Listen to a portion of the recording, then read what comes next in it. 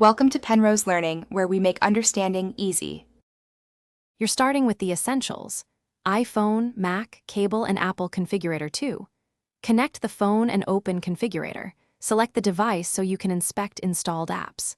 Once selected, locate the app you want to verify, right-click it, and export it as an IPA file to your Mac.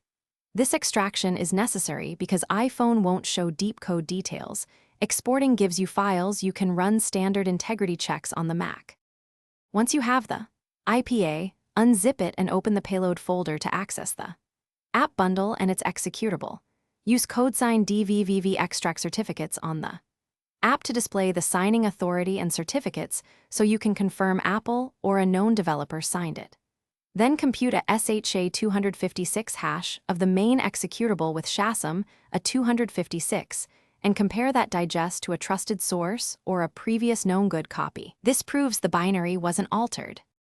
Finally, run sbctl of VVV type execute on the app to validate it against Mac OS gatekeeper rules and reveal any policy rejections. This mirrors how Apple enforces signatures. If sbctl reports an invalid signature, inspect the extracted certificate chain and embedded provisioning profile to see where the trust broke. If necessary, re-export the IPA, update Apple Configurator, and check device console logs for installation errors. These steps usually.